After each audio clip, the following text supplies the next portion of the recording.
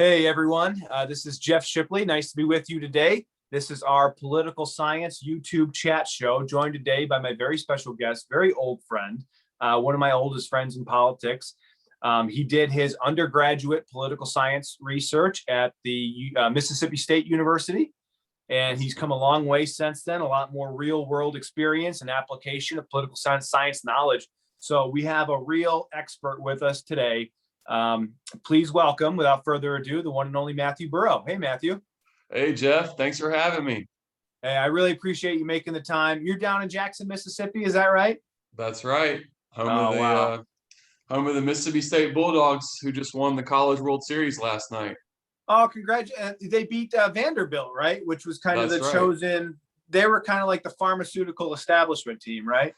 That's right. They were the ones that were conspiring to disqualify other teams based on alleged viral activity.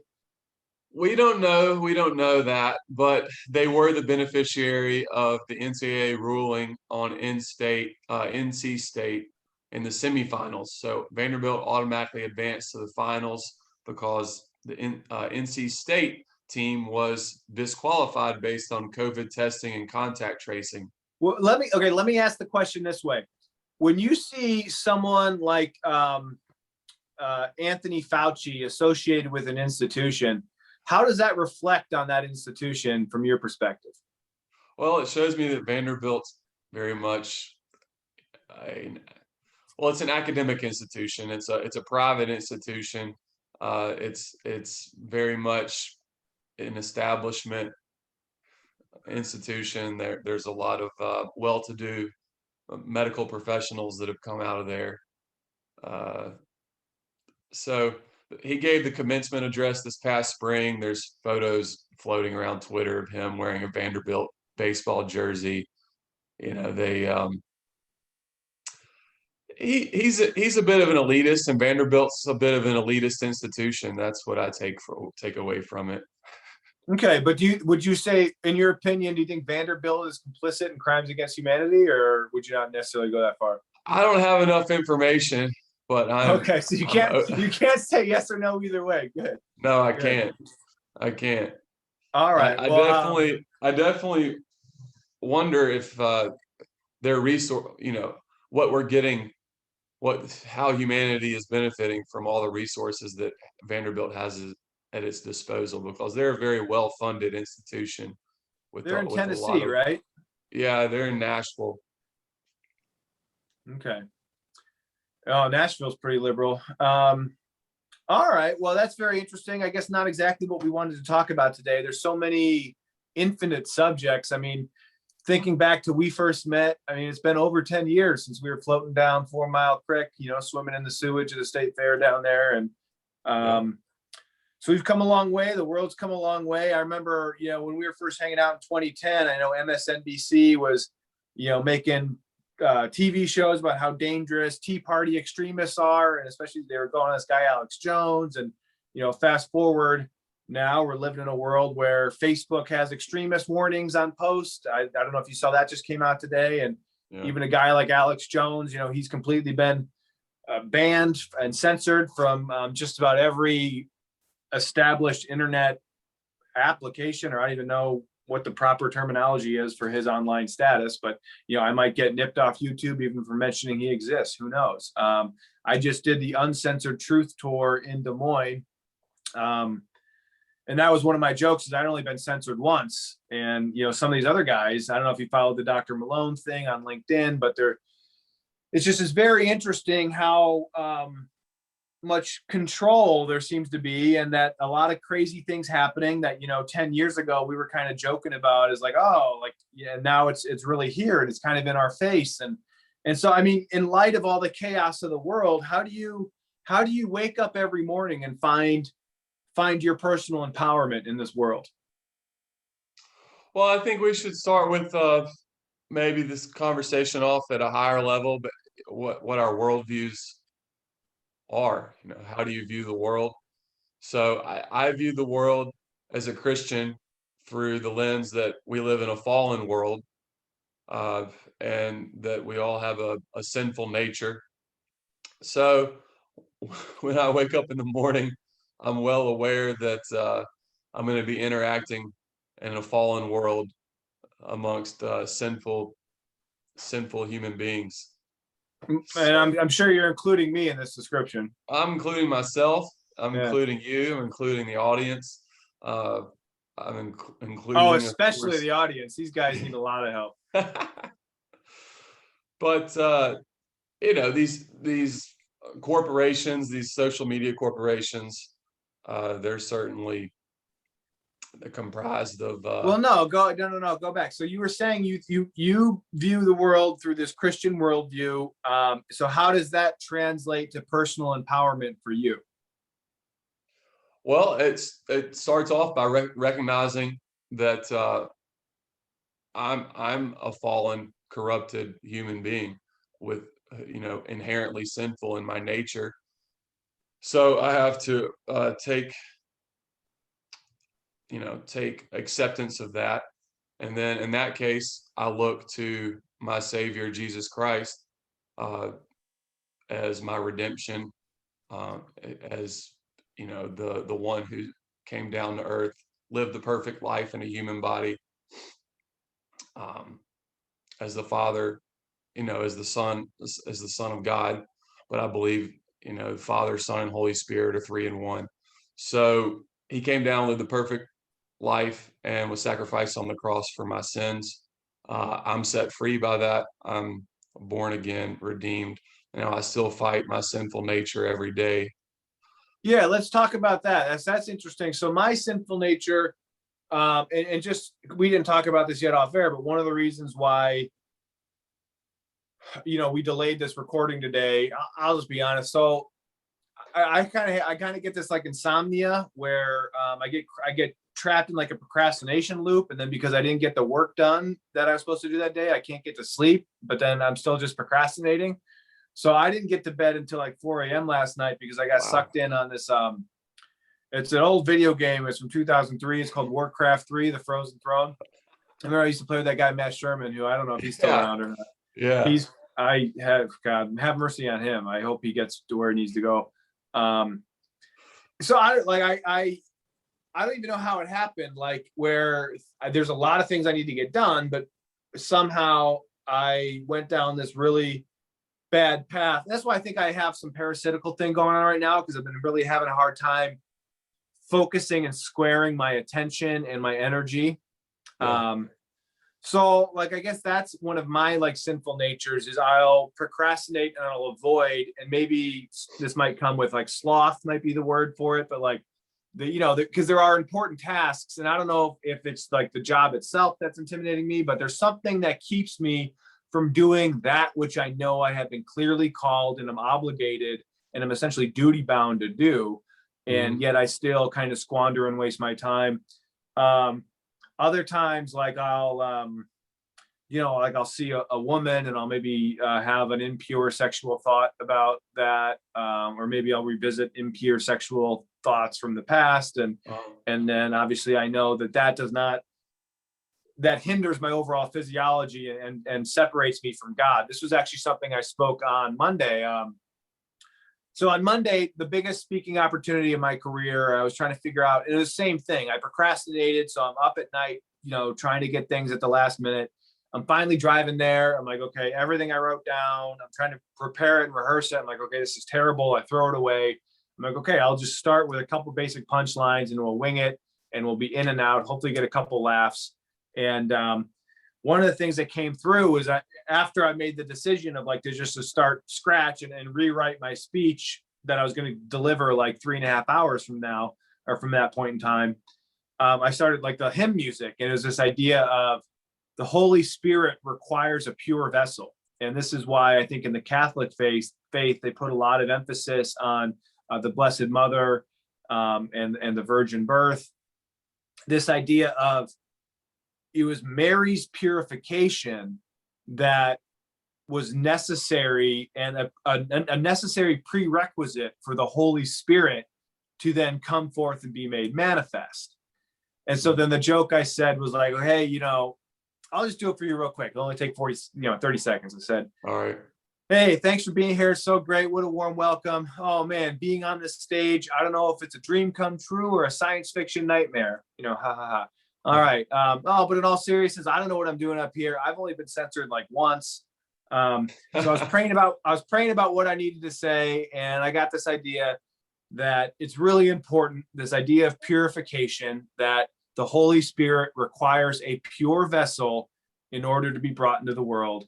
And so people applaud for that. And then my follow-up on that, I was like, all right, everyone gets that purity. So that being said, I want to apologize to you, apologize to God for everything I've ever done when I've been drinking, you know? And so that was the joke. That was how I opened it up. As I said, I prayed about what to say for this concept of purification, and then apologizing for when I had been impure. And that was my opening, 45 seconds for my remarks on Monday night. And you chuckled. So Yeah. anyway, just wanted to bring you up to speed with where we're at. Because this is something too that I guess is debated, like this idea of original sin or what is truly human nature, because clearly human nature goes both ways. That it seems by and large there are a lot of humans that are, susceptible to this pride, sloth, envy, wrath, gluttony, whatever it is. But then there are these other human beings that seem to completely reverse that, and that their natural human tendencies. And I'm thinking of people, whether it's like Martin Luther King or Mother Teresa, or these Eastern mystics like this woman Amma, or the Maharishi, or Paramahansa Yogananda, or any of the saints, or in these Christian traditions. So even though there is this mass of, anyway, I guess I'm just ranting now, jump in any time, but I was going to ask you what your sinful nature is. That's what I wanted to know. Oh, what, pride, selfishness. I think that's inherently, and I think all sin is rooted in some sort of pride or selfishness. Well, they say pride is the original sin. And just to be clear, this will be great. So we just went from Pride Month, which I know you celebrated proudly. And now we're in the Mental Health Awareness Month in July. Oh, really? Now, obviously, I'm celebrating. For me, the rainbow symbolizes God's covenant with Noah. So maybe we should we should make July God's covenant with Noah's month, because that also includes our independence. And then we could just keep the rainbows going for another month. And then we have a month for the debauchery, and then a month for the hardcore Bible literalists. And that would be a good way to balance our society at this point, because it seems like we're being. But anyway, what's the most selfish thing you've ever done? Jeez. Well, certainly excessive drinking. I think I have done that in the past, where I've been a thrill seeker. I've lived for the moment. I've lived to seek a thrill or an adrenaline rush, thrown caution to the wind. So I've done. There have been instances where I went on binge drinking with my buddies, and then would try to pull off a prank that involved theft or vandalism to another fraternity house, for example. So that's just one. But you seem to really cliche, kind of a cliche example, but that's definitely an example. But you've done a good job of, I guess, avoiding sexual debauchery, have you not? I've been fairly disciplined about that in the last 10 years, but thoughts are sins. Did you ever have a pornography addiction? I've never had, thankfully, I have never had an addiction. It's not something that I've really struggled with. Of course, in junior high, we were curious, so we went looking for it. We had access to it through Napster or whatever, So that's the other thing too, how that was like the first, like, internet pornography was really a new thing. And that's what scares me. Because, so I had a little bit more of an addictive pattern. I first got exposed through my brother when I was a fifth grader. And they were very explicit images in a publication called Hustler, which, again, this is something a fifth grader, not even junior high, a fifth grader should have no idea what this magazine even is. And I remember like even being in school the next day, like the image would be burned in my brain. Like it clearly did something neurologically with my sex circuitry where I would go home from school and I would just naturally, first thing I'd want to do was go look at my brother porno. Yeah. And graphic imagery is very powerful. well, because it is. I mean, the neurological circuitry, human beings being creatures of our environment, our neurological circuitry is so sensitive. And as a prepubescent fifth grade, and I was a late bloomer anyway. Maybe this actually delayed my puberty. I don't know. But like a fifth grader who doesn't even understand what an erection is and why he needs one, is now looking at this and is very explicit material. And anyway, yeah, that's so anyway, if I wanted to point to something, like that's what I always say is like, oh, what's your problem? Why aren't I married? Right? Like, what's wrong with me? I was like, oh, well, don't get me started. There's a lot of things wrong with me. And I think it started in fifth grade with Hustler magazine. So anyway, just throwing that out there.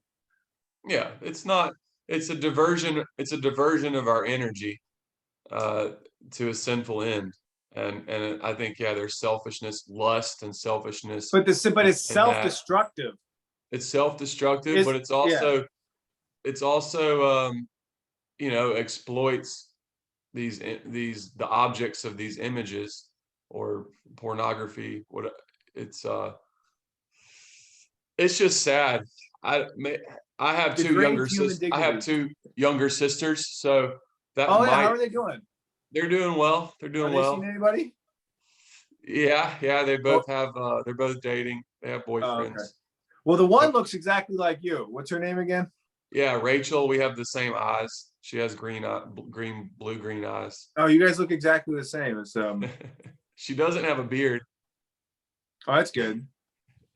I'm sure she would look great in one. I mean, yeah, I was too nervous to really strike up with the conversation. When I met her in 2016, I was not in a good point in life, so I didn't really. It was better that I didn't talk to her at that time. And thankfully, I had Anyway, God bless Narayani for saving me in those years. But anyway, yeah, you're sorry to go weird like that. No, not at all. I think it's this is just a conversation amongst friends. Jeff Shipley and friends. Yeah, right. I appreciate that about you, Jeff. No, sorry, look, I think that what's most refreshing about you is that you're able to have sincere, and hopefully meaningful conversations where you show some vulnerability and we can tackle issues, not just public policy issues, but maybe social issues that other people are struggling with or thinking about. How do I live in a more meaningful, mature way? I think even York Cook is doing more of that these days. Like that was the thing. Is like because I did feel it was like, I don't want to say it. I don't want to disparage my friend and donor because it's really important that I really need him to keep up his contributions and help introduce me to further donors. But I think that was something I felt like, because I had this it was like, I didn't need to feel shame because I brought up your sisters, but I did it with a purity of intent. But again, thinking back to who we were maybe 5 or 6 years ago and certain other members of our friends groups and we were talking about this too a little bit about how the respect that men must show for women. And I think that's how I would really say is a crisis in our society and again, I think now that I'm speaking this out loud and thinking through it, where I think I did have to reprogram myself, where obviously we are, as social beings, there is a natural sexual charge to us. As long as our endocrine system is working properly, you should have a sex drive that is inherent in the human body. And it gets awkward and no one really knows. And it comes out in kind of weird, awkward ways, especially, 12, 13, 14, 50 years old, when your body starts changing and you start getting awkward attention. Which is really, we had a story, I don't know if you saw this, I think it's become a national news, the Pella Aquatic Center, and Pella is a pretty conservative community. They were allowing a young woman although I guess she identified as an alternative gender, or she identified as a gender that did not require wearing a bathing suit top. Okay.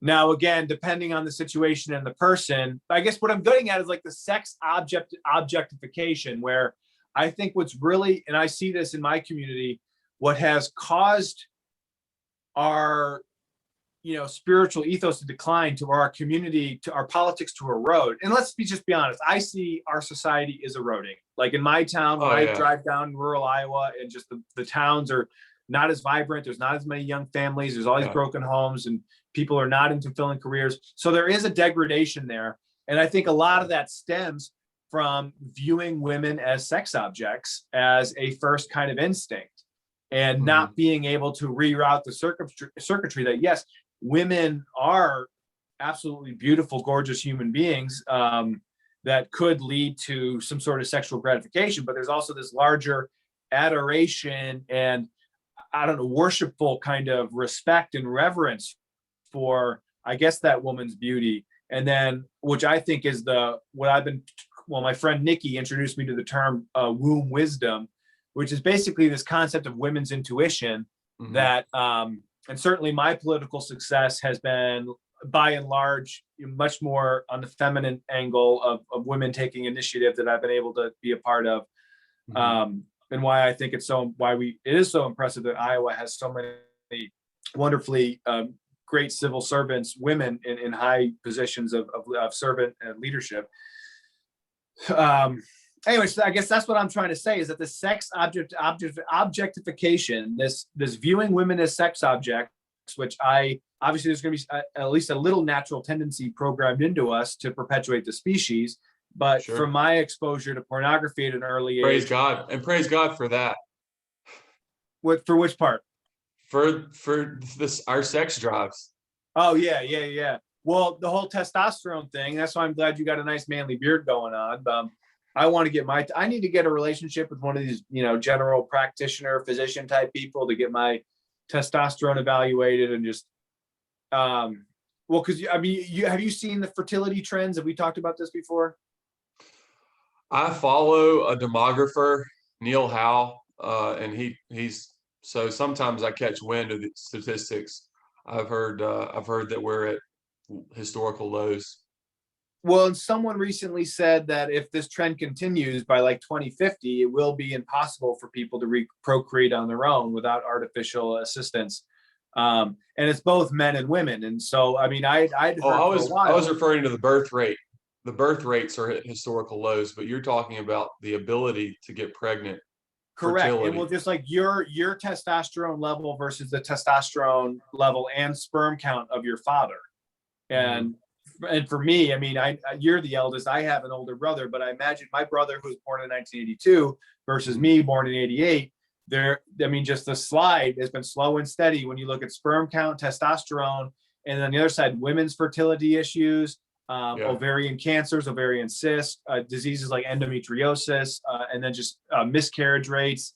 So all those things put together, I think, contribute to, well, and then again, there's just so many cultural, social things enhanced, but yeah, the physiological ability of just basic sperm motility, which even, I guess, I've been hearing this whole kind of the one sperm, one egg theory of conception has even been, some people are trying to think it might be a little bit more complicated than that in terms of what actually does happen in that sacred place. Oh, another thing people are interested in is like, the accumulation over time. So basically, anyone let's say a woman has a one sex partner, and then down the road she has another sex partner that does result in a pregnancy.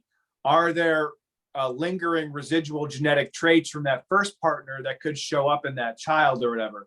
Like the memory of the womb wisdom, and literally how, like, if you have a sexual connection with someone, like there's some sort of DNA signature mingling that puts its imprint that we are human beings, and we are just basically a living record of every single one of our lived thoughts, experiences, everything. And like, how does that actually really work? So anyway, I don't know enough about it, but these are theories I've been hearing. Well, I trust that the people of Fairfield are tackling this topic. I can tell you it's more likely to be discussed where you live than where I live. But I'd be interested. I would be interested to hear more about that. Okay, I'll have to get my research in order. I didn't prepare to talk about this. I don't see my very Neither did scientific I. journal. But we getting back on track to something that we can talk about, which is the erosion of society, and talking about the higher view, the higher level worldview. So, you said there's an erosion of values, an erosion of possibly the family unit, Well, or even trust, like an erosion erosion of of trust. trust, social trust, public trust. Trust in institutions. That's why even like with the FBI, right? Like where we Yeah. have in the military, where these institutions that once united our nation are now, do we even trust these things? And I don't think we should, but just what are going to be the ramifications of that when that trust is eroded? Yeah, I mean, I think we are on a downward decline. I hate to say it, but as a country, as a society, we're managing a downward decline. So I think the best we can hope for our political leaders is to preserve the redeeming qualities of our Western society, of America. So To how do you see that playing out then? I mean, obviously you're not in the business of predicting the future, but I mean, you can analyze existing trends and trajectories, and you see what's Yeah. happening in Europe and Canada and Australia and the rest of the Western world, and then obviously states like those states. They're yeah, I don't know. I don't even want to mention them. So where do you see America a year from now? Or where even I mean, where do you see America from 1 year ago to today to where do you think what do you think next 4th of July will look like? Yeah, I think the next 4th of July will look pretty similar to this 4th of July, but where where things get interesting is when you go 10 years out. So I mentioned Neil Howe. He's a renowned demographer that I follow.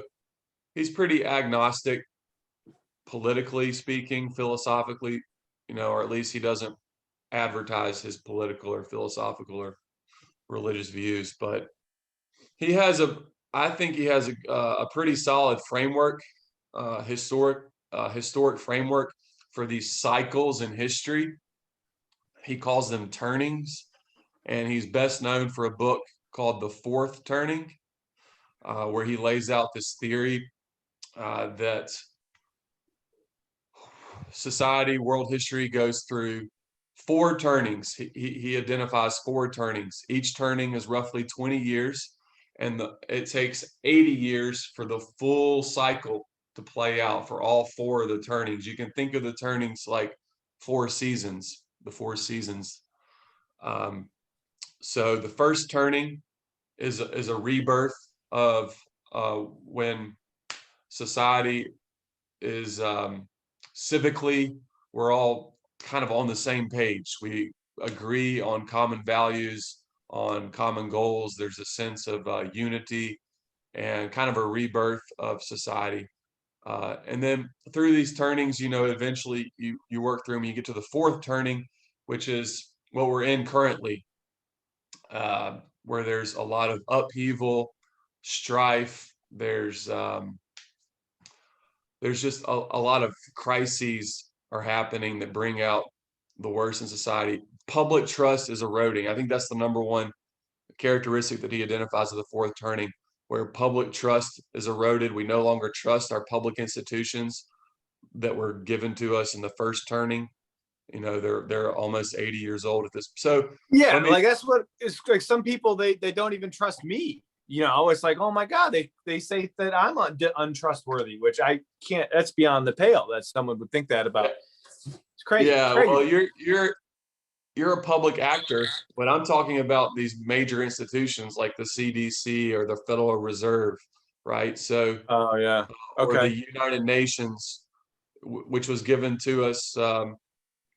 Well, so for example, the last fourth turning happened roughly 80 years ago after, it World War II. culminated with World War II, but it was kicked off with the Great Depression, the stock market crash in 1929, the Great Depression, and this lasted roughly 15 to 20 years. this period did. It culminated with a total war, unfortunately, World War II. And then coming out of World War II, there was basically a global reset. I guess that's kind of a buzzword thrown around now that we're Well, a it's great, true though. The world our order. Yeah, it global was a new. leaders It was are a. It was a new contemplating world a order.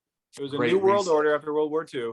Now, but talk about Yeah. though just the. I mean, the larger trend of the rise and fall of empires, though, too. I mean, because there are things that are more immediately discernible, such as the quality of one's money or overseas military adventurism, that again is Yeah. applicable to as ancient Rome as it is to America today. Yeah.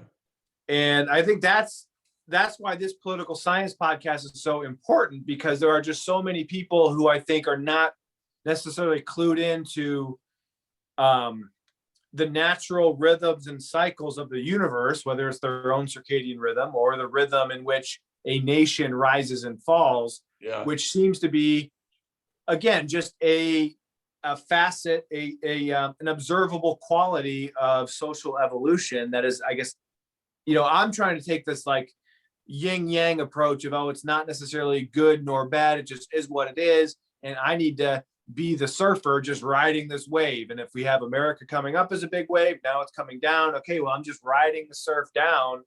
And obviously the land's still going to be here. And, Well, but hopefully, yeah, you could argue there's an erosion of our soil. Our topsoil has dramatically oh, eroded. So if we're okay. going to talk That's a about, fantastic point. That's a very, very important point. That's very important. societies and the hallmarks of prosperous societies historically, you've had virtue, I'd say strong families and morals, virtues and values. Well, no, I'd You've even had say, you've had soil, rich soil, and sound money, a sound, honest monetary policy, rich soil, so all of that's being eroded out from underneath. well, so that's the thing, is because if you could define society as just a group of people organizing around common values, and so then obviously if people stop agreeing on that, oh, a value that this is valuable, such as a nuclear family or a one man, one woman marriage or children. I mean, then if a society is just an agreement on a set of values, if there's disagreement on then what is valuable, what those values are, then it would naturally mean the society would dissipate. So yeah, it's just been fun because, like, I guess that's the thing where, like I said, we've been at this for a while now, and we could have had this exact same conversation 10 years ago, because even as young 20 somethings, we had seen enough, to realize how the world works in this way. Yeah. But then I was like, oh, we need to save America. It's like, well, yeah, we do. And like, we need to preserve these American values, but we need to also kind of accept, not to say acquiesce or necessarily, I don't want to use the term surrender in this context, because I think it might literally be interpreted as, oh, surrender to the communist Chinese and just sign over everything to them. But surrender to the ebb and flow of these natural cycles, that what comes up must come down, and that we are just a tiny cog in a much, much larger, grander narrative, bigger picture that has been ordained and orchestrated by the divine, most likely for the purpose to lead us back to that glorious kingdom and direct relationship with God and his, true servant Jesus. Which is why I think it's so important, why we can legitimately bless and love our enemies. Because I recognize that, like, the guy, I don't know, he's got the anonymous account. I think his job is just to troll me online, and he does a pretty good job getting under my skin from time to time, but I'm getting better.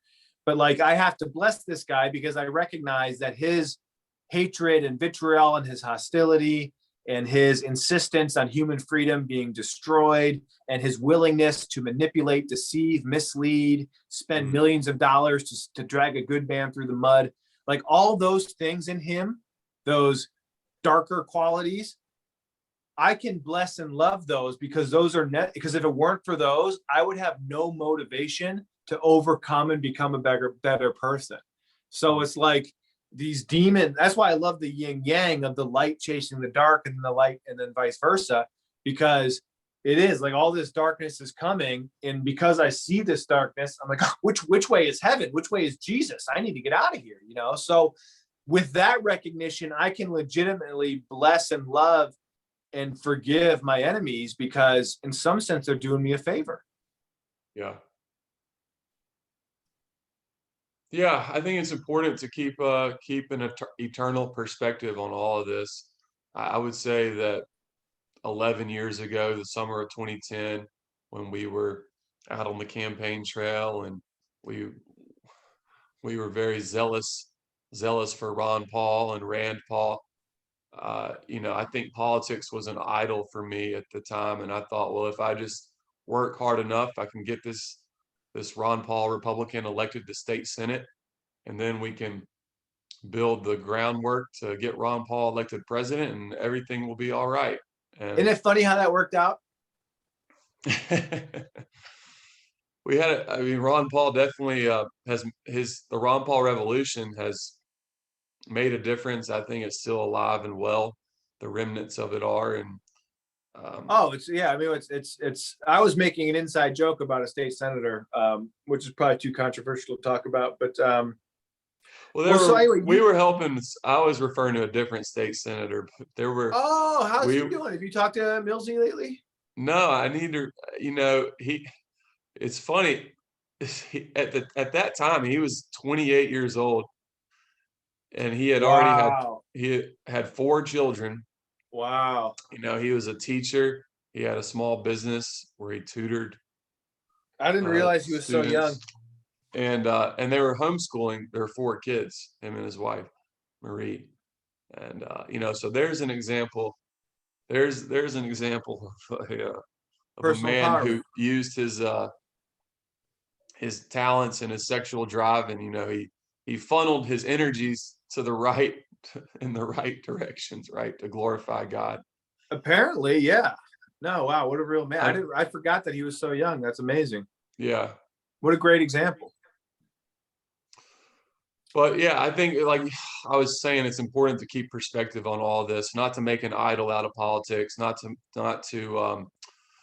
ever put too much pressure on yourself, or to fall into the trap of thinking that the world depends on you. But at the Right. same time, Because that's pride. yeah, that's kind of a Messiah complex, pride. Uh, you know, I think as long as you keep a humble attitude and just in humility, recognize that there are things that you can do, there are things that you can control, and you do have God-given gifts.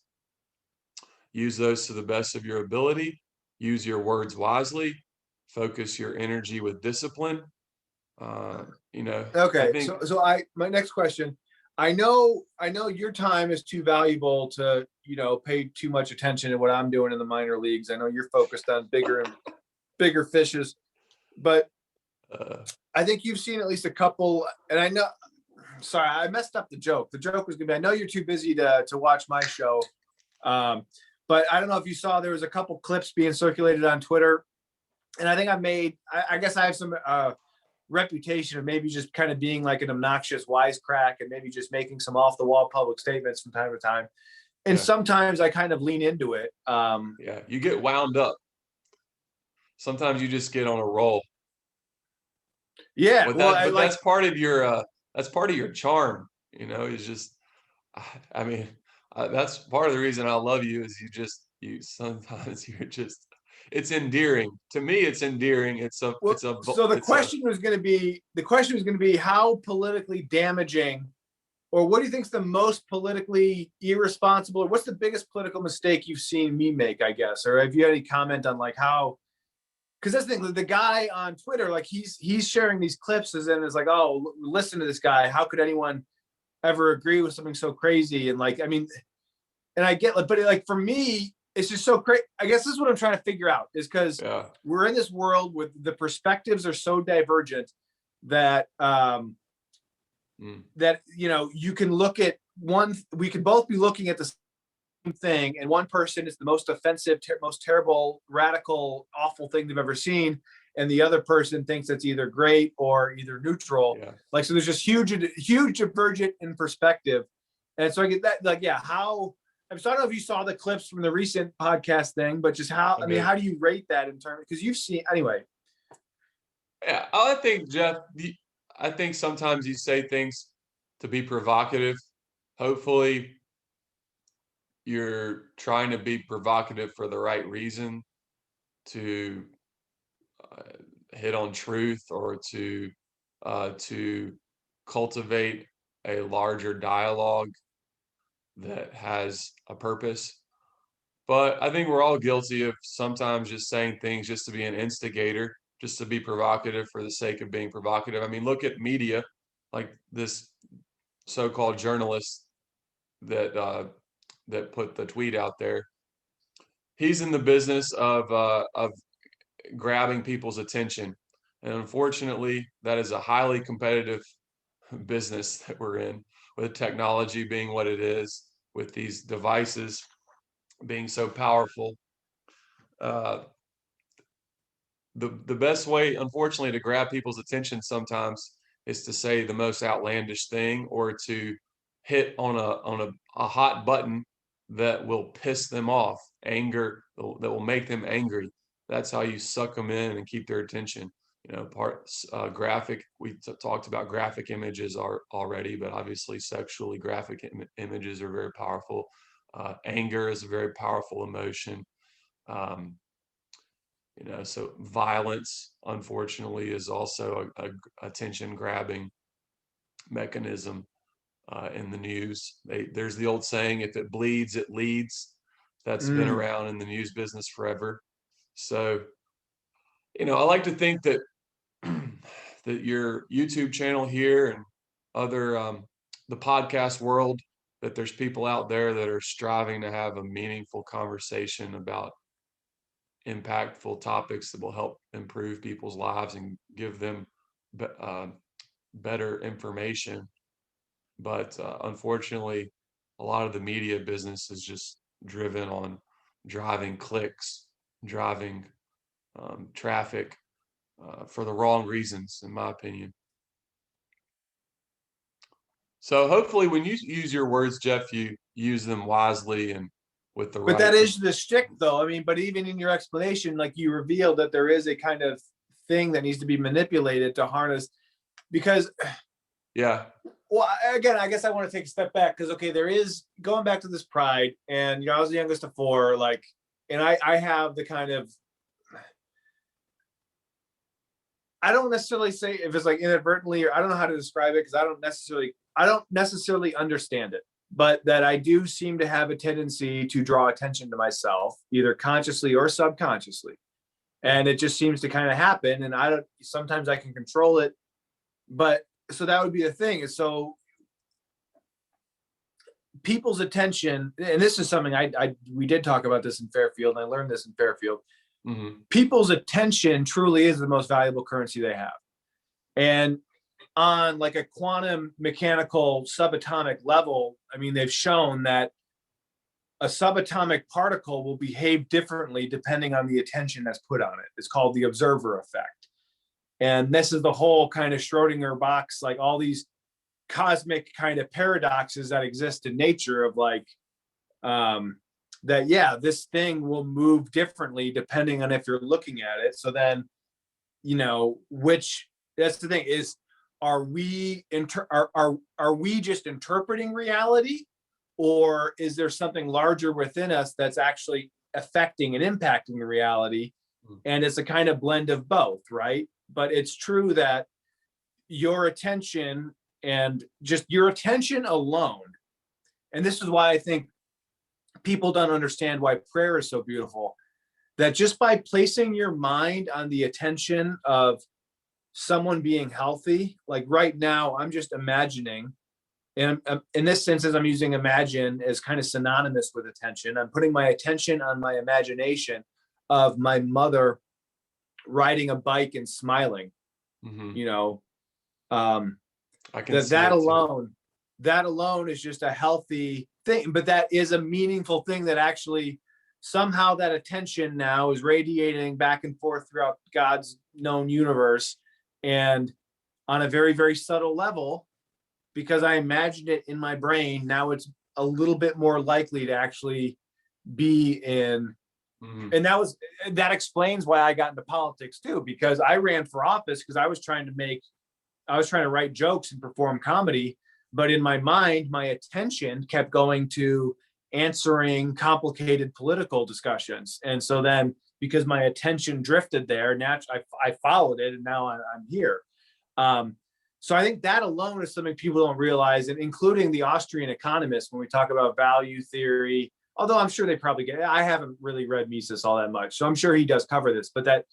But what people pay attention to, like you said, is very competitive, is in limited supply, and that is potentially a much more valuable currency and meaningfully impactful currency than anything else we have. And I totally forgot how we ended up on this tangent. Well, we How were do you saying so that how do you, there's these so-called journalists, more like political activists, that have gone through these interviews on your YouTube channel and found little sound bites that could be, or they think could be politically damaging. okay, well, so And this is the political and it's science just then, the nature because of politics. It's the nature of attention, the battle for attention, yeah. all right, well, so let me take it to a political context, because this is how Trump got the nomination so easily. And not well, look, he made it look easy in 2016. I don't know if it was easy or not. But all Trump had to do in 2015, it was when they were running for president, Yeah.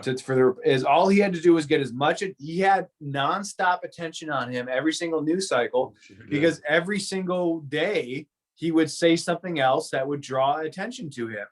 And it didn't matter if it was good attention, bad attention, but his just name and all the attention was always on him. That even when he didn't go to the Republican debate, the big story was why he wasn't there.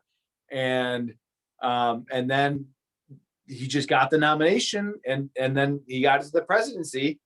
And that had been something that I think Scott Adams does talk about. But like then we are, that's basically what we're in the business of if political power comes from people's attention and being able to coordinate that, then yes, then the political science experiment or the marketing experiment, A/B test or whatever, is how do we attract and utilize people's attention of the collective, broader community, society, to contribute to our personal or political empowerment. I mean, anyway.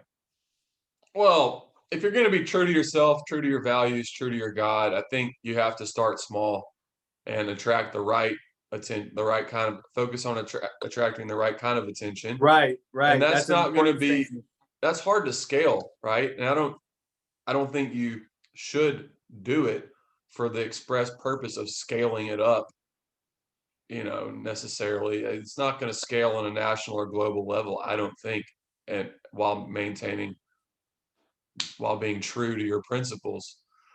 So you're doing it. You started there in your community in southeastern Iowa, and I think you should just keep doing that and not worry as much about scaling it as much as you, and just keep doing what you're doing. Right, Be true to your attracting the right principles, attract the attention. That right would be people, attract the right audience. well. It's yeah. Anyway, there's just so many different ways to think about it. And Yeah. again, the perspective is so vast. Well, I'm not very, I'm pretty bearish on politics at the federal level, and this kind of gets into that. But Well, have you ever served as like a campaign consultant on like that level, or have you just been mostly on the financial side of things? oh, what do you mean? Like in terms of like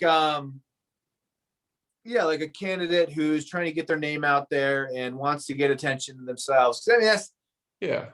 even on the local, like on a down ballot race too. Like, okay, why, voting patterns. People are just going to follow the top of the ticket, typically down the ballot. And then, but how does someone, like you said, in a state senator or a state representative race, how do they attract that positive attention? Uh-oh. I think we lost Jeff.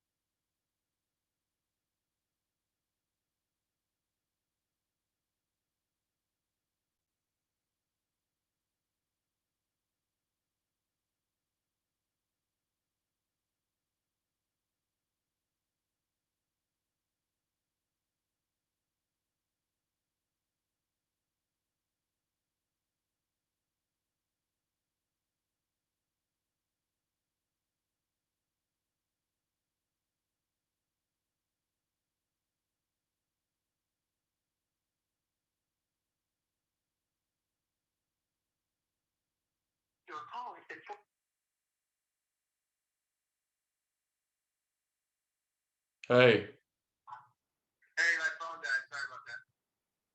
okay. Well, that's okay. We were going for a long time, and we could probably end it there, and then you can pick up the conversation another time. A part two. Yeah, whatever. Yeah, I mean, yeah, it was cool. We covered a lot of cool stuff, and then Okay. it just shows that there's like a million different ways we still could talk about things. So yeah, we Yeah. the audience wanted more. All right. I like it. Yeah, I'll just press end